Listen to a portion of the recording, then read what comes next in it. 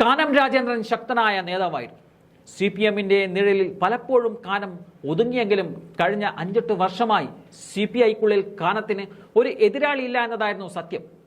പേരിന് ഒരു K. ഇസ്മായിലിന്റെ നേതൃത്വത്തിൽ ചില നേതാക്കൾ കാനത്തിനെതിരെ തിരിഞ്ഞെങ്കിൽ അത് ശക്തമാകുന്നതിന് മുമ്പ് തന്നെ തകർക്കാനും ഔദ്യോഗിക പക്ഷത്തിന് സാധിച്ചിരുന്നു. എന്തായാലും കാനം വിടവാങ്ങിയതോടെ CPI നാഥനില്ല കളിയായി മാറിയിരിക്കുകയാണ്. ബിനോയ് വിശ്വത്തെ സെക്രട്ടറിയാക്കിയെങ്കിലും അത് അംഗീകരിക്കാൻ ഒരു വിഭാഗം ഇനിയും തയ്യാറായിട്ടില്ല. സെക്രട്ടറി നിയമനത്തിൽ നിലവിൽ CPI-യിൽ 2 പക്ഷം രൂപപ്പെട്ട് കഴിഞ്ഞിരിക്കുകയാണ്. ബിനോയ് വിശ്വത്തെ പാർട്ടി സംസ്ഥാന സെക്രട്ടറിയായി K. ഇസ്മായിൽ പക്ഷം അംഗീകരിക്കാത്തതാണ് പ്രശ്നം കൂടുതൽ രൂക്ഷമാക്കുന്നത്.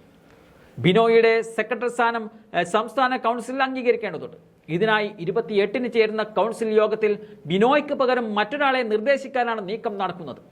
അതുണ്ടായാൽ കൗൺസിൽ യോഗത്തിൽ വീണ്ടും ബലപരീക്ഷണം വേണ്ടിവരും. കൗൺസിൽ അംഗീകരിക്കുന്ന ആളിനു മാത്രമേ സെക്രട്ടറി സ്ഥാനത്ത് എത്താനാകൂ എന്നതാണ് CPI-യിലെ ചട്ടം.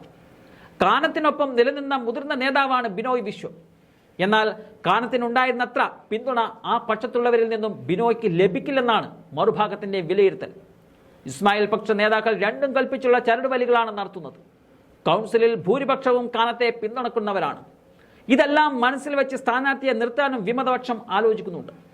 കാനത്തിനൊപ്പം ഉണ്ടായിരുന്ന രാജാജി മാത്യു തോമസ്, മുല്ലക്കര രത്നാകരൻ, അസിസ്റ്റന്റ് സെക്രട്ടറിയായി E. ചന്ദ്രശേഖരൻ എന്നിവരെ സെക്രട്ടറി സ്ഥാനത്തേക്ക് നിർദ്ദേശിക്കാനാണ് ഇസ്മായിൽ വിഭാഗത്തിന്റെ ആലോചന. എന്നാൽ ഇവരാരും ഇതുവരെ അത്തരമൊരു നീക്കത്തിന് സന്നദ്ധമായിട്ടില്ല എന്നതാണ് സൂചന. മത്സര സാധ്യത വരികയും സമവായം ഉണ്ടാകുകയും ചെയ്താൽ പ്രകാശ് ബാബുവിനെ മത്സരിപ്പിക്കാനും സാധ്യത കാണുന്നുണ്ട്. CPI സംസ്ഥാന സെക്രട്ടറിയായി ബിനോയ് വിശ്വത്തെ തിരക്കിട്ട് പ്രഖ്യാപിച്ചതിനെ വിമർശിച്ച് മുതിർന്ന നേതാവ് K. ഇസ്മായിൽ എത്തിയപ്പോൾ തന്നെ അപകടം മണത്തതാണ്.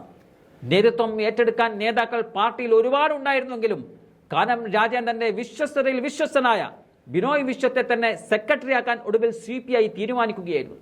ഇത്ര തിരക്ക് കൂട്ടി പാർട്ടി സെക്രട്ടറിയെ പ്രഖ്യാപിച്ചത് എന്തിനെന്ന് ചോദിച്ച ഇസ്മായിൽ പാർട്ടി സംസ്ഥാന കൗൺസിൽ ചേർന്നാണ് സെക്രട്ടറിയെ പ്രഖ്യാപിക്കേണ്ടതെന്നും പറഞ്ഞിരുന്നു. അന്തരിച്ച കാനം രാജേന്ദ്രന്റെ കത്തിന്റെ മാത്രം അടിസ്ഥാനത്തിൽ സംസ്ഥാന സെക്രട്ടറിയെ തീരുമാനിച്ചത് ശരിയായില്ലെന്നും പിന്തുടർച്ചാവകാശം കമ്മ്യൂണിസ്റ്റ് വിരുദ്ധമാണ് എന്നതാണ് വിമതപക്ഷത്തിന്റെ നിലപാട്. എന്തായാലും മത്സരം ഒഴിവാക്കാനുള്ള ചർച്ചകളും പാർട്ടിക്കുള്ളിൽ ഇപ്പോൾ നടക്കുന്നുമുണ്ട്.